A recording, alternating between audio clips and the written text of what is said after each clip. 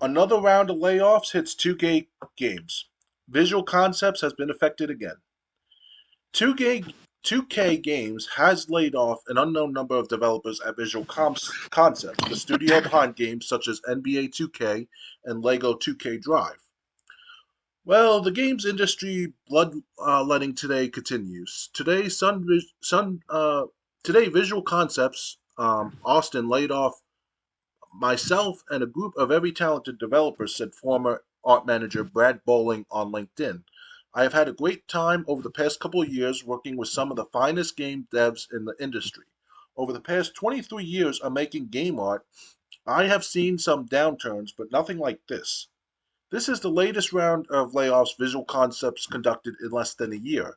Back in September of 2023, Visual Concepts laid off several developers from its production, design, and quality assurance departments, including executive producer Joseph Cohen.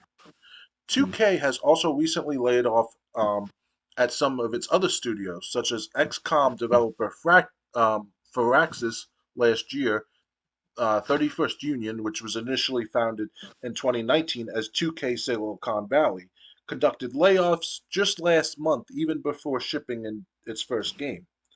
The video game industry saw massive layoffs in 2023 and shows no signs of slowing down in 2024, with more than 6,000 developers having been laid off so far this year, and we're only 41 days into the year. Um, some Dushness goes, even with all these layoffs, there are supposedly 350,000 net new jobs. How does that happen? Good Hmm. question. And McGuy goes, it seems thousands of new indies devs are on the way. The only way to absorb this gigantic wave of dismissals is through the creation of new companies. So, what do you think of 2K Games laying off more people? It's not surprising. We're kind of, like I said before earlier in this podcast, that we're in a recession, technically speaking. We're not being told it's a recession, but based on numbers that I've read and also other reporters read on the internet and stuff like that, it's not doing so well, not doing so hot, in this economy. So, 2K games, obviously, I'm sure they haven't made much profits from the previous entries of like the SmackDown and well, not SmackDown, yeah, wrestling games like WWE as well as NHL, NBA. Like people still watch these sports and stuff like that by default. There's always gonna be fans for that. When it comes to specifically for games and all, it's not all that great. Because it's expensive. Like asking, what was it with 2K23 or that Amy Joe talked about last year or this past year? Well, not this past year, but the text me last year. He was complaining that all the microtransactions, like in order to have a good team, you had to pay a good hefty payment just to get a decent team to pass in the championship mode, whatever it's called. So it's that pathetic. Who wants to Yeah, spend like who wants to spend like $250, $300 after spending $75, $80 for the standard edition of the game? right. Not to So mention, like WWE, the 2K games, because the WWE license has been with 2K since 2K14 came out in 2013. uh-huh. Um, yeah, so I mean, yeah, still true. Ukes was the developer, but 2K was the publisher. Um, Hmm. and honestly, those games have been going down. Microtransactions have been in them for the last couple of years. Um, At least, yeah. and then they're getting new mode, and then they're getting like three or four different releases, with the most expensive one being digital only. Mm. And it's kind of like, well, if you buy the base game, then you just have to buy all the downloadable content separately. It's like, you know, if you want everything in the game, you either gotta pay, you either gotta buy piece by piece and hope you can get everything piece by piece, or you gotta buy the digital version of the most expensive game. Which, like I said, the new WWE game coming out, it's gonna be the showcase is gonna be 40 years of WrestleMania. I could really care less. I'd rather go back to 2K14 and play 30 years of WrestleMania. Oh Um, yeah. Or the Stone oh, Cold version, 2K16.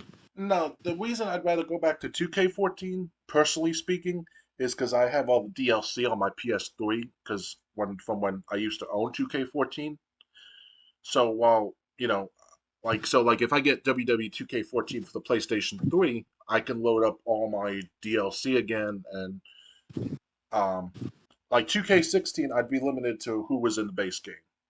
Right. 2K14, I got all the DLC packs.